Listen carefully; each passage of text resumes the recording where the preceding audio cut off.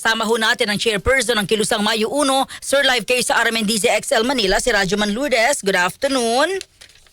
Good afternoon po, Ma'am Lourdes, at sa lahat ng nakikinig ng DCXL Manila. Alam mo, napag-usapan to, naalala ko lang Sir Jerome, may binanggit yung Metro Manila Council before na pag-uusapan daw yung ayuda para sa middle class, sa mga nagtatrabaho. Pero mukhang may kumambyo kasi sabi ho ng DOLE, hindi prioridad sa ngayon yung mga nagtatrabaho, yung middle class. Ano po ang inyong opinion bilang grupo at nangunguna sa samahan ng mga manggagawa? Well, unang-una po, nais lang natin klaruhin para maayos ang lahat. Una, hindi po ang mga manggagawa at ordinaryong Pilipino ang may gawa ng giyera. Hindi tayo ang may gawa ng gulo. Pero ang masaklap na katotohanan, tayo ang sumasalo no pinakamabigat na impact ng giyera sa pamamagitan ng tuloy na pagtaas ng presyo ng langis at lahat ng basic goods. Okay? Ngayon, sa gitna po ng crisis, importante na nandyan agad sa harap ang response ng ating gobyerno. Nakakalungkot dahil wala. Kung meron man mas denial, no, na wala tayong krisis na nararanasan, although hindi na rin talaga mapaktakpan ni Bongbong Marcos yung katotohanan na sobrang malala ang krisis, kaya pumirma siya ng Executive Order 110. Pero yung Executive Order na yon na mag-a-address daw sa problema natin sa kasalukuyan, sa epekto ng giyera, ang tingin namin ay isang bula, hindi makatotohanan, band-aid solution kasi selective or pili. Pangalawa, walang klaro saan manggagaling yung budget, paano padadaluyin, etc. and so on and so forth. Pangalawa, doon sa nakalagay sa executive order, yung uplifting na sinasabi nila, pinagbabawal pa doon yung aming constitutional and labor rights na activities. Like for example, bawal ang strike, bawal ang paano tuloy-tuloy lang yung exploitation, bawal ang strike, etc. and so on and so forth.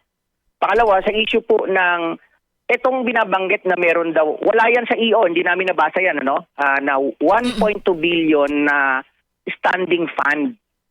Makikita mo standing Kumbaga, talagang hindi mo alam saan galing, totoo ba o hindi. Totoo man yan, no? Pero hindi dapat napili. Yung mga middle class, hindi daw priority. The point is, ang buong Pilipinas, ang buong mamamayan ay tinamaan ng napakatinding economic crisis. Kaya kung may response ang gobyerno, dapat yung responde na kahit paano makakaalwan sa nararanasan nating krisis. Kaya ang stand po namin, ang call namin, una sa lahat, kasama ng mga manggagawa at ordinaryong Pilipino, dapat tumindig ang gobyerno ng Pilipinas kagyat na manawagan na itigil yung gerang agresyon sa US versus Iran kasi yun po ang punot dulo. Okay? Pangalawa, dahil hindi tayo ang may gawa ng krisis na to, hindi namin matatanggap na kami ang sasalo ng impact. Kaya ang call namin dyan, kung gusto niya ng uplifting para sa mga Pilipino, it's about time talaga sa gitna. Kahit nasa krisis tayo, ay itaas ang sahod na 1,200 araw ang sahod ng mga manggagawa. Ibasura ang oil deregulation law dahil ginagawang license ito, paulit-ulit. Ilang dekada ng ginagawang lisense ito ng mga oil company para samantalahin na kumita sa gitna ng crisis. Tanggalin ang VAT at saka isaysak sa presyo ng produktong petrolyo, ibaba ang presyo ng mga pangunahing bilihin. Yan po yung mga solusyon na hindi yan selective, hindi pili. Yan makikinabang tayong lahat. Pero, again, hindi yan ang gustong gawin ng gobyerno ni Bongbong Marcos. Ang gusto niyang gawin, papatsi-patsi at band-aid na solusyon. Kahit po yung ayuda. Sabi natin, may ayuda sa mga driver, 5,000, isang beses lang yon. Kakainin lang lahat yon ng pagtaas ng presyo na bilihin. Ang tingin pa nga namin doon, panluloko yun kasi pinadaan lang sa driver, papunta yan sa mga oil company. Kaya ang tanong ngayon, sa totoo, ang inayudahan, sa esensya, ang inayudahan ng gobyerno, yung mga oil company at mga kumpanya pa, kunwari lang na idinaan sa mga driver. Diba? Tapos one time, bahala ka na sa buhay mo. So yan po ang namin critic dyan. Yan ang problema sa solusyon ni Bongbong Marcos. Sir Jerome, sa tingin niyo ho, bakit hindi isinama ng gobyerno na mabigyan ng ayuda yung mga working class at iba pang mga manggagawa na sinasabing pinanggagalingan ng mga pang-ayuda? Well, basically, takot ang gobyerno sa mga negosyante. Takot si Bongbong sa mga negosyante. Kasi hindi man nagsasalita openly sa public ang negosyante na ayaw namin yan. Pero ang tindi ho niya ng backdoor lobbying. Kasi ang mga negosyante, ayaw talaga nila na sila ang mabawasan yung kanilang tubo sa gitna ng krisis na ito. Gusto pa rin nilang samantalahin na kikita sila sa gitna ng malubhang krisis. Kaya dahil si Bongbong Marcos ay nakapanig sa mga lokal at dayuhang negosyante sa ating bansa, kaya yun ang dahilan kung bakit hesitant siya na gawin yung mga malilinaw, justified solution na makakaapekto para sa lahat. Kaya nag-work lang siya doon sa sa papachi-pachi, no? Na kasi takot nga siya. In fact, ang karakter ni Bongbong Marcos ay anti-worker, anti-people, pro-business, local and foreign. Yun po, although ang mga negosyante, again hindi yan nagsasalita openly sa public, pero yun po ang essence kung bakit si Bongbong ay ganyan yung kanyang solusyon. Plus, of course, yung karakter niya. Oo. Matagal pa itong ating paghihirap, no? At sinasabing ang tataas pa, posibleng mas dumoble pa yung pagtaas ng produktong petrolyo. Kung hahabol ang Malacanang, ano kaya ang pwedeng maibigay na tulong sa middle class workers or sa mga nagtatrabaho ngayon? Well, balik po ako dun sa point ko kanina, yung aming pinapaliwanag na demands, hindi pwedeng pili. No? Hindi pwedeng pili kasi lahat ay tinatamaan ng krisis.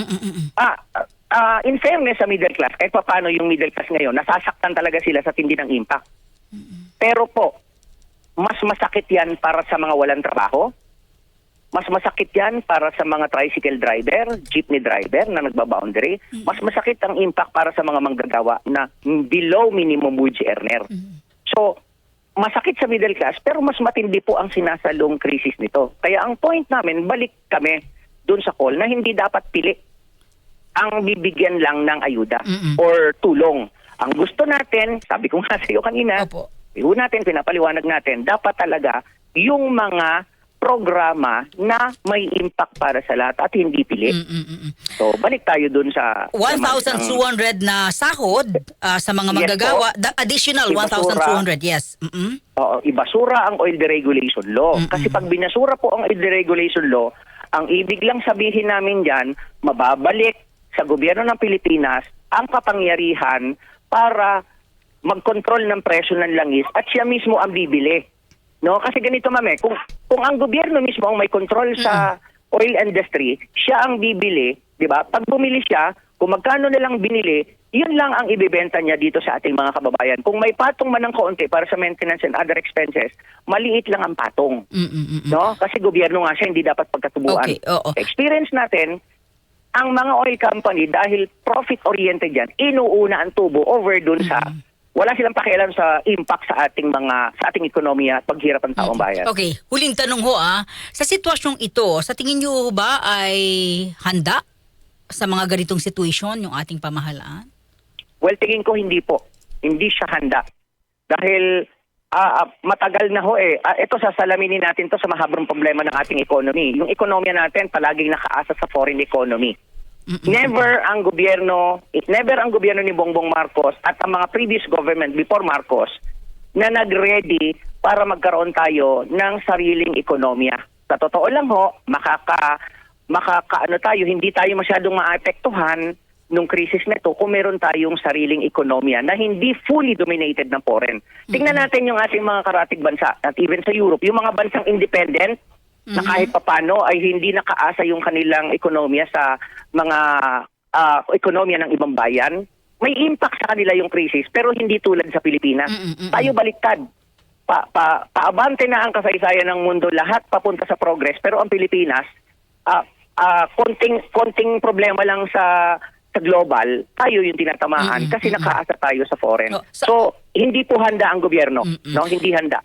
Bago ko kayo bitawan, Sir Jerome, ano pong reaksyon ninyo na handa naman si Ginoong yung billionaire na si Ginoong Ramon Ang na ibenta ang Petron sa pamahalaan, ibalik ang Petron sa pamahalaan?